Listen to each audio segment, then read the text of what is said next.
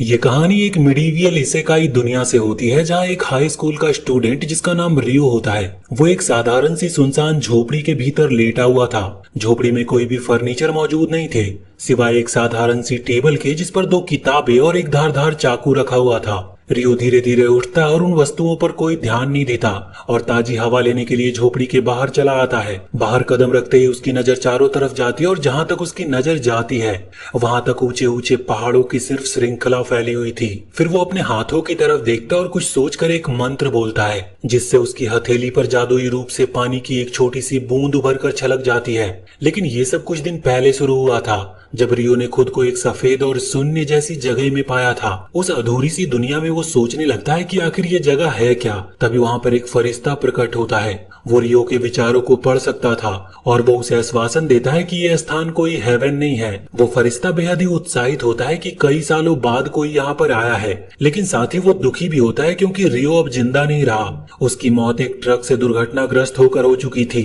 रियो पहले इस सच्चाई को जानता है और वो तुरंत ही समझ जाता है कि ये उसका पूर्ण जन्म मिलने वाला है। रियो उस फरिश्ते से जिसे वो मन ही मन में माइकल नाम देता है वो पूछता है कि अगली जिंदगी में उसे क्या करना चाहिए। माइकल मुस्कुराकर जवाब देता है कि उसे वही जीवन चुनना चाहिए जो वो वास्तव में जीना चाहता है। रियो हमेशा से एक शांत और स्थिर और धीमा जीवन चाहता था, ना किसी लड़ाई झगड़े में और ना ही किसी बड़ी जिम्मेदारी में। माइकल उसे ये जीवन अपनाने की अनुमति देता है और उसे एक नई दुनिया जिसका नाम फी होता है उसमें भेजने की तैयारी करता है। माइकल रियो को बताता है कि फी की दुनिया में केवल 20% लोग ही जादू का इस्तेमाल कर सकते हैं, लेकिन रियो उन भाग्यशाली लोगों में से एक है जिसे जादू करने की शक्ति मिलेगी। और क्योंकि उसने एक शांत और धीमे जीवन की इच्छा जताई थी और इसीलिए उसकी आत्मा को सबसे अनुकूल तत्व मिला था जो कि जल होता है। माइकल रियो को रोंडो के गहरे जंगलों में एक झोपड़ी में अकेले भेज देता है और वो झोपड़ी जादुई सुरक्षा कवच से घिरी हुई थी ताकि रियो पर कोई राक्षस हमला न कर सके। माइकल पहले से ही झोपड़ी में 2 महीने का खाना एक बर्फ से बने भंडार में रख चुका होता है। साथ ही उसने 2 किताबें भी रखी थी जो रियो को इस नई दुनिया और जादू की जानकारी देती है। इन्हीं किताबों को पढ़कर रियो समझता है कि वो अपनी इच्छा शक्ति से कहीं भी जल को प्रकट कर सकता है। शुरुआत में वो मंत्र बोलकर पानी बनाता है, लेकिन धीरे धीरे वो कल्पना मात्र से ही पानी को बुला सकता था। वो झोपड़ी में मौजूद एक बाथटब को अपने वाटर मैजिक से भरता है। हालांकि वो जानता है कि ये पानी उसकी अपनी ऊर्जा और शरीर के भीतर से आया है, लेकिन उसके पास कोई और विकल्प नहीं होता। पानी बर्फ की तरह ठंडा होता है, इसलिए उसे अब इसे गर्म करने का कोई उपाय सोचना पड़ता है। वो सबसे पुरानी तकनीक लकड़ी रगड़कर आग जलाने की कोशिश करता है, लेकिन बार बार प्रयास करने के बावजूद भी एक चिंगारी तक नहीं निकलती। थक हार कर वो सोचता है कि शायद इसे वो जादू के जरिए हल कर सके। वो अपने पुरानी लाइफ में सीखी गई केमिस्ट्री का उपयोग करते हुए वो वाटर को ऑक्सीजन और हाइड्रोजन में अलग अलग करता है। इससे वो वाटर को बर्फ में कन्वर्ट कर देता है। फिर वो बर्फ को एक लेंस की तरह इस्तेमाल करके सूरज की किरणों को एक जगह पर केंद्रित करता है और इस सबसे वो एक छोटी सी आग जला पाने में कामयाब भी रहता है। गर्म पानी तैयार हो जाने के बाद वो एक लंबा, आरामदायक और ठंड से राहत देने वाला स्नान करता है और इस प्रोसेस में उसका मन भी शांत होता है। वो सोचता है कि जैसे उसने वाटर को बर्फ में बदला वैसे ही उसे गर्म भी किया जा सकता है, लेकिन वो उस मैजिक को बाद में आजमाने का फैसला करता है। अभी के लिए वो बस खाना खाता है। रात को खाना खाते समय उसे एहसास होता है कि अब जल्दी उसका खाना खत्म हो जाएगा। उसे शिकार पर जाना चाहिए, लेकिन जंगल के भीतर जाना यानी खतरे को इनवाइट करना था, क्योंकि वहाँ राक्षस होते हैं और उसके पास सिर्फ एक छोटा सा चाकू है जो माइकल ने दिया था। इसीलिए वो समझता है कि अब उसे अटैक करने के लिए कोई जादू भी सीखना पड़ेगा। अगले दिन वो अपना पहला अटैक मैजिक जिसका नाम वाटर बॉल होता है उसे सीखने की कोशिश करता है, लेकिन वो वाटर बॉल को एक पास के पेड़ की ओर फेंकता है तो वहाँ पर कोई नुकसान नहीं पहुँचता। वो काफी निराश होता है, लेकिन हार नहीं मानता। वो वाटर बॉल को एक तीर की तरह पतला और तेज बनाने की कोशिश करता है और काफी घंटों की मेहनत के बाद वो एक नई तकनीक सीखता है जिसका नाम था वाटर जेट। हालांकि ये अभी भी पेड़ों को नुकसान नहीं पहुंचा पाता, लेकिन फिर भी वो इसे अपनी एक अचीवमेंट ही मान रहा था। अगले दिन वो बर्फ के जादू को सुधारने की ओर ध्यान देता है, क्योंकि अब तक उसका वाटर मैजिक लड़ाई के लायक नहीं बन पाया था। वो धीरे धीरे एक बर्फ क्रिस्टल बनाता है, लेकिन उसे दूर तक फेंकने में वो असफल था। वाटर की तुलना में बर्फ को एक दिशा में फेंकना कहीं ज्यादा मुश्किल था। फिर भी कई घंटों की कोशिश के बाद वो एक साथ कई बर्फ के क्रिस्टल बनाने में सफल रहता है। हालांकि उनमें अच्छे तरीके से माहिर होना अब भी उसकी सीमा से बाहर थी। धीरे धीरे कई दिनों की मेहनत के बाद वो काफी तेजी से क्रिस्टल बना सकता था।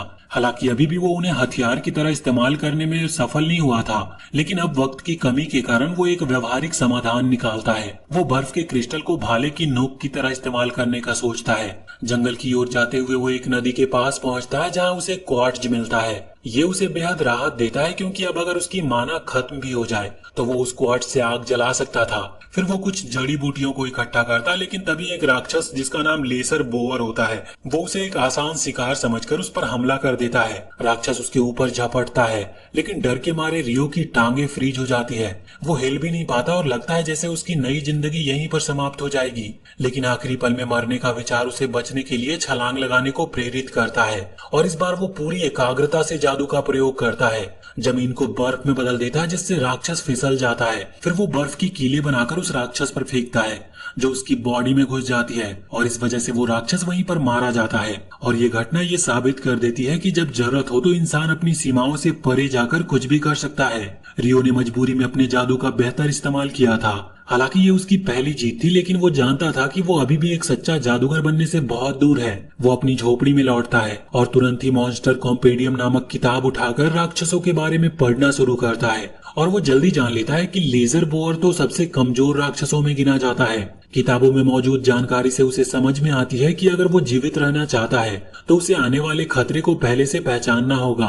वो किताब के उस पन्ने पर पहुंचता है जहां ड्रैगन का वर्णन किया गया था और वो पूरी किताब उसे सिर्फ यही सलाह देती है कि अगर तुम ड्रैगन को देखो तो जितना तेजी से दौड़ सको दौड़ पड़ो, क्योंकि तुम्हारे पास बचने की कोई और संभावना नहीं है, लेकिन कोशिश जरूर करनी चाहिए। वो किताब का अगला पन्ना पलटता है जहां पर एक बेहद खतरनाक राक्षस अकूना का वर्णन था, लेकिन इस बार किताब कुछ अलग कहती है। इसमें लिखा होता है कि इस राक्षस के सामने भागने की भी जरूरत नहीं है, उसे बस यही दुआ करनी चाहिए कि जीवन भर उसका कभी भी सामना उससे ना हो। और ये चेतावनी उसे काफी डरावनी लग रही थी। किताब उसके बारे में ज्यादा कुछ भी नहीं बताती, लेकिन फिर भी रियो पढ़ना जारी रखता है और आप सोच सकते हैं कि पिछली शिकार की घटना के बाद ये काफी डर गया था। लेकिन सच्चाई ये है कि एक लड़का हमेशा चार दीवारी के भीतर रह ही नहीं सकता। इसीलिए अगली सुबह रियो खुद को मानसिक और शारीरिक रूप से तैयार करता है और फिर जंगल की ओर निकल पड़ता है। दिन की शुरुआत उम्मीद से कहीं बेहतर होती है क्योंकि उसे एक ऐसा पेड़ मिलता है जिस पर रसीले और ताजे फल लटके हुए थे और जैसे ही वो फल को तोड़कर उसका स्वाद लेता है उसे लगता है कि ये स्वाद कल के तनाव और डर का पूरा हिसाब चुकता कर रहा है। वो मुस्कुरा उठता है। जीवन में ये पल उसका बेहद सुकून देने वाला था, लेकिन उसकी ये शांति ज्यादा देर तक टिक नहीं पाती क्योंकि अचानक से वहां पर एक असैसियन हॉक आसमान से तेजी से उसकी ओर झपटता है और रियो को जमीन पर गिरा देता है। रियो यहाँ पर महसूस करता है कि ये हॉक उस पर भारी पड़ रहा है। वो हवा के जादू का उपयोग करता है जो दिखाई नहीं देता, जिससे रियो ना तो उसके वार को देख सकता है और ना ही उसके वार का कोई रिस्पॉन्स दे सकता है। उसे किताब में लिखी बात याद आती है कि अगर लड़ाई में हार तय हो तो भाग जाना ही बेहतर होता है। वो भागने की कोशिश करता है, लेकिन फिर सोचता है कि वो एक परिंदे से कैसे तेज भाग सकता है। खुद को चारों ओर से घिरा देखकर वो भागने के बजाय लड़ने का फैसला करता है। वो अपने बर्फ के जादू का उपयोग करता है और बाज को पकड़ने की कोशिश करता है। थोड़ी देर के लिए ऐसा लगता है जैसे वो हॉक मर चुका है। रियो उसके पास जाता है, लेकिन तभी वो हॉक बर्फ को तोड़कर बाहर निकलता है। हालांकि अब उसकी एक आंख जरूर जख्मी हो चुकी होती है। वो हॉक जब ये देखता है कि रियो अब पहले से ज्यादा मजबूत हो चुका है तो वो एक चिंगाड़ मारकर वहां से उड़ जाता है। रियो थककर जमीन पर गिर पड़ता और बड़बड़ाता है कि ये धीमा जीवन तो बिल्कुल भी धीमा नहीं है। वो घर लौटने की कोशिश करता है, लेकिन तभी उसे एहसास होता है कि वो रास्ता ही भटक चुका है। हॉक से भागते समय वो इतनी तेजी से दौड़ा कि अब उसे ये पता तक नहीं है कि वो किस डायरेक्शन में है। जंगल में रास्ता ढूंढते समय उसकी नजर एक अजीब सी चीज पर पड़ती है। एक ऐसा प्राणी जिसकी गर्दन में धुआं उठ रहा हो और उसका सर भी गायब था। असल में इसे डुल्हाना कहा जाता है, जो कि अपने घोड़े की देखभाल कर रहा होता है। रियो घबरा जाता है, लेकिन किसी तरह शांत रहते हुए वापस अपनी झोपड़ी तक पहुंचता है। समय धीरे धीरे बीतता है और रियो खुद को और भी बेहतर बनाने के लिए कड़ी मेहनत करता है। वो अपने जादू में निरंतर सुधार करता है। कई राक्षसों से लड़ते हुए, जंगल में मछली पकड़ते हुए वो अपने बर्फ के जादू को इतना धारदार बना देता है कि अब उसकी बर्फ एक पहाड़ तक को काट सकती थी। उसका कॉन्फिडेंस बढ़ता है और अब उसे एक नई जिंदगी की आदत सी हो जाती है। हालांकि एक मिस्टीरियस हैबिट भी उसकी दिनचर्या का हिस्सा बन गई थी। हर रात वो वापस उसी जगह पर लौटता है जहां उसने डुल्हाना को देखा था। वो उससे लड़ने की कोशिश करता है और ऐसा वो इसलिए नहीं करता कि वो जीतना चाहता है, बल्कि शायद इसलिए क्योंकि उसे लगता है कि हर हार के बाद वो और भी मजबूत बन रहा है। वो इस बात से बिल्कुल अनजान था कि डुल्हाना है कौन और वो क्यों है, क्योंकि किताब में इस प्राणी का कोई भी जिक्र तक नहीं किया गया था। तो या तो डुल्हाना एक राक्षस नहीं है या फिर वो किताब में उसके बारे में बताया ही नहीं गया है। एक और असफल लड़ाई के बाद रियो महसूस करता है कि शायद वो हर बार वहीं लौटता है क्योंकि उसे लगता है कि डुल्हाना उसे मजबूत बनाना चाहता है, ठीक वैसे ही जैसे एक गुरु अपने शिष्य को बार बार हराकर उसे सुधारता है। एक दिन वो देखता है कि डुल्हाना एक बर्फ की तलवार बना रहा है। तलवार पूरी तरह से बर्फ से बनी होती है, लेकिन इतनी ठोस कि किसी भी असली तलवार को टक्कर दे सके।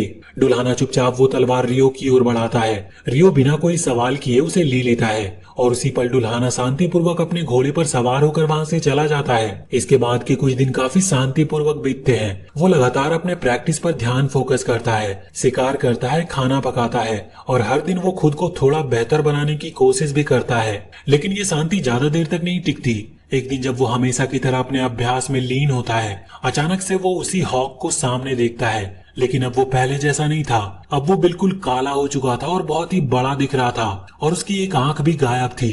रियो तुरंत ही समझ जाता है कि ये वही हॉक है जिससे वो पहले भिड़ा था और अब वो काफी बड़ा हो चुका है। वो बाज पूरी ताकत से उसकी ओर झपटता है। रियो तुरंत 5 परतों वाली बर्फ की दीवार बनाता है, लेकिन बाज उन्हें ऐसे तोड़ता है जैसे वो कागज की कोई परतें हो। फिर वो 10 परतें बनाता है, लेकिन बाज उन्हें भी रौंदता हुआ निकलता है। इसके बाद रियो अपना special attack ice launcher use करता है, जो कि बर्फ का एक तेज और घातक भाला था, लेकिन बाज उसे चीरता हुआ आर पार कर देता है। और इसी बीच रियो के हाथ से उसका सहारा, जो कि एक लकड़ी का डंडा था, वो भी गिर जाता है। वो झुककर उसे उठाने ही वाला होता है कि उसकी नजर पास रखी तलवार पर जाती है। वो बर्फ की तलवार जो डुल्हाना ने उसे दी थी। वो तुरंत उसे उठाता और बाज पर जोरदार हमला करता है। ये हमला असर करता और वो बाज पीछे हटता है और उसकी स्पीड भी काफी धीमी होती है। फिर वो एक बार फिर से अपनी आखिरी ताकत बटोर कर रियो की ओर आता है, लेकिन इस बार रियो उसकी दिशा और गति को पूरी तरह पढ़ लेता है और जैसे ही वो करीब आता है, रियो पूरी ताकत से तलवार चलाता है और तलवार बाज के शरीर को चीरती हुई आर पार हो जाती है।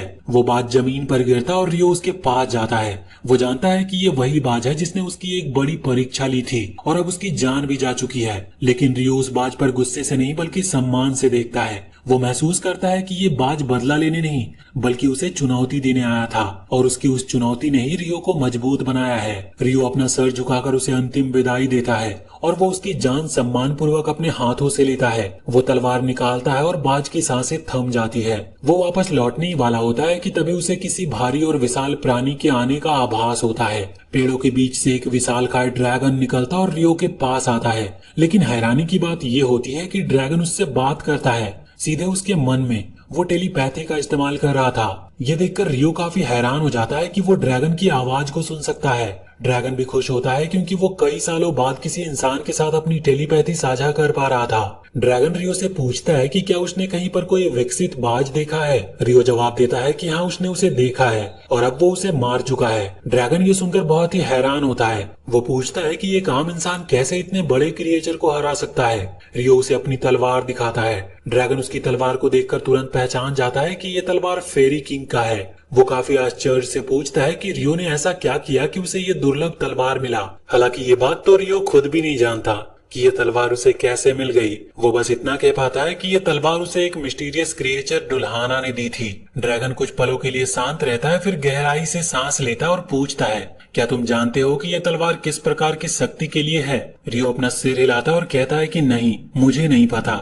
फिर रियो भी ड्रैगन से कुछ सवाल करता है कि वो कौन है और ये दुनिया कैसी है और क्या और भी खतरे उसके रास्ते में हैं। दोनों देर रात तक बातचीत करते हैं जैसे दो पुराने योद्धा एक अग्निकुंड के पास बैठकर अपनी कहानियां बांट रहे हों। अंत में ड्रैगन कहता है कि अब उसे जाना होगा। वो उड़ने से पहले अपना नाम बताता है, लुएन। रियो मुस्कुरा कर कहता है कि मेरा नाम रियो है और वहीं से उन दोनों में एक नई फ्रेंडशिप की शुरुआत होती है। एक इंसान और एक ड्रैगन के बीच की दोस्ती, जो दोनों अपनी अपनी खोई हुई दुनिया में एक दूसरे का सहारा बनते हैं। रियो सचमुच अपनी नई जिंदगी में बहुत मजे में था, इतना कि उसे पुनर्जन्म देने वाले फरिश्ते को फिर से उसकी स्लैब को चेक करनी पड़ती है और तभी उसे एक बहुत ही अहम बात का एहसास होता है जो उसने पहले मिस कर दी थी। दरअसल रियो के पास इस नई दुनिया में एक छुपी हुई शक्ति है जिसे फरिश्ता अपनी पहली नजर में देख नहीं पाया, क्योंकि पिछली बार उसने जिसे वहां पर भेजा था उसके पास ये शक्ति नहीं थी और ये शक्ति थी हमेशा यंग रहने की।